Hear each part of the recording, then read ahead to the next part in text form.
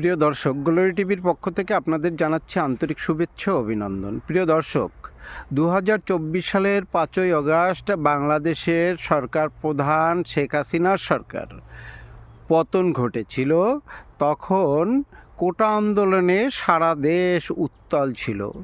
কোটা আন্দোলনে সারা দেশ উত্তাল ছিল, সাথে সাথে ভারত বিরোধিতায় বাংলাদেশ তখন তুঙ্গে ছিল। দিল্লি না ঢাকা, ঢাকা ঢাকা, দিল্লি যাদের মামার বাড়ি, বাংলা ছাড়ো তাড়াতাড়ি, এই সমস্ত বিভিন্ন স্লোগান হয়েছিল। সেই 5ই আগস্টের কিছুদিন পরে একটা কুমিল্লার ওই অঞ্চলটা বন্যাতে তলিয়ে গিয়েছিল। আপনাদের অবশ্যই মনে আছে, বন্যাতে তলিয়ে গেছিল। তখনও সেই বন্যা কি হয়েছে, বাংলাদেশের মানুষকে বোঝানো হয়েছে ভারত জল ছেড়ে, বিভিন্ন বাঁধ ছেড়ে আমাদের বাংলাদেশকে তলিয়ে দিয়েছে। এটা কৃত্রিম বন্যা, এটা ভারত সৃষ্টি করেছে। এই ধরনের বিভিন্ন কথাবার্তা তখন বা স্লোগান চলছে। তখন ঢাকা ইউনিভার্সিটি সারা বাংলাদেশের মানুষকে আহ্বান করেছিল, যার যা সামর্থ্য আছে এই যে বন্যা কবলিত অঞ্চলের ত্রাণের জন্য আমাদের টাকা পয়সা দেন। তো সেখানে সেই ত্রাণের টাকা পয়সায় বিভিন্ন মানুষ এগিয়ে আসছিল টাকা দেওয়ার জন্য, এবং সেখানে কোটি কোটি টাকা তোলা হয়েছিল। কিন্তু সেই টাকা কোনো বন্যার্ত মানুষের মধ্যে বিতরণ করেনি, সেই টাকা টোটালটা আত্মসাৎ করেছে।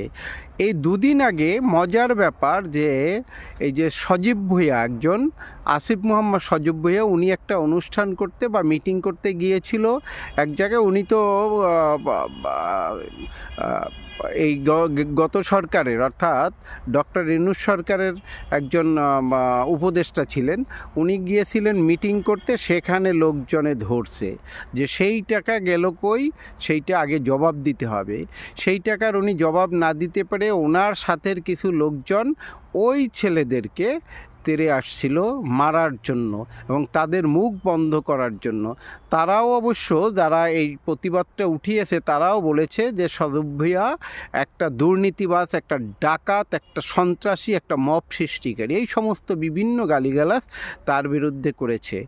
যে তো এখন কথা হচ্ছে যে সজীব ভুঁইয়ারা ওনরা বাংলাদেশের কিভাবে ভালো করবে, একটা ত্রাণের টাকাই তারা লোভ সামলাতে পারলো না এবং আত্মসাৎ করে খেলো।